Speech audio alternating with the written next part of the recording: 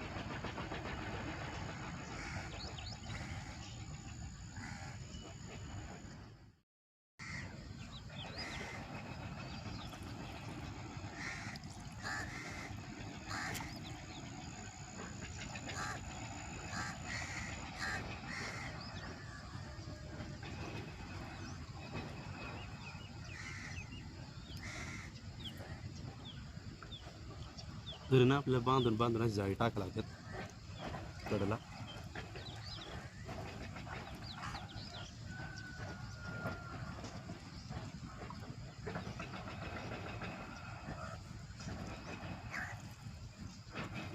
हे नवीन आहे ना, त्यामुळे जरा गुठोडा झालेला आहे.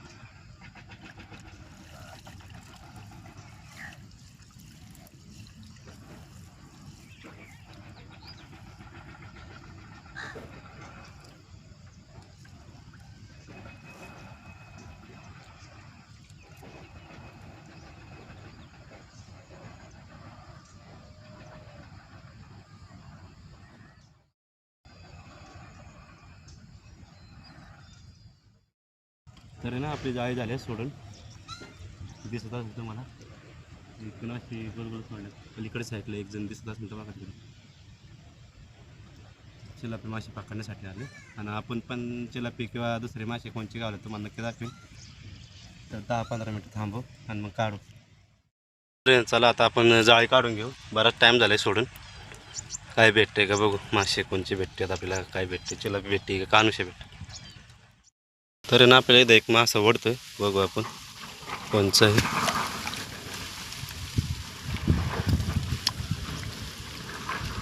पोपट मासा आहे, चांगल्या साईजचे. 2 आहेत, 2. हे एक आहे आणि खाली गेला बघ, तो खालचा एक. तर चला काढून घेऊ आधी. तर ना आपल्याला एक मरळ मासा भेटला आहे, हे बघा, चांगल्या साईजचे, जाळ्याला गुंतलेली आहे. ती पण काढून घेऊ आता लगेच, लय तर पडते. इथं चिलापी पण आहे मोठी साईजची, चांगली 1.5 किलोपर्यंत असेल. चांगल्या साईजची बघा, मोठी चिलापी मोठ्याला जाळ्याला पडली.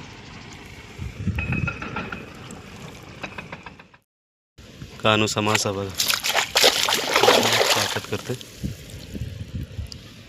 चांगल्या साईजचा आहे तो पण.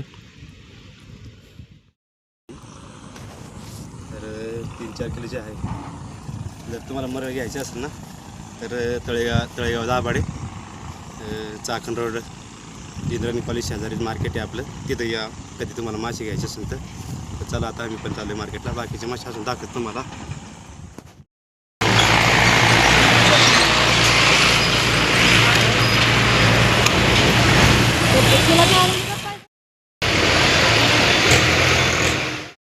आज ना मासे धरायला एकटं झालं, तर त्यामुळे मोबाईल पकडायला कोणी नव्हतं, म्हणून तुम्हाला बरोबर दाखवताना आलं. मासे भरपूर गावले होते आपल्याला. मरळ गावली होती एक, आणि पोपट मासे. तर व्हिडिओ जर आवडला असेल तर लाईक आणि सबस्क्राईब नक्की करा आणि फॉलो पण करा. चला भेटू नवीन व्हिडिओमध्ये आता.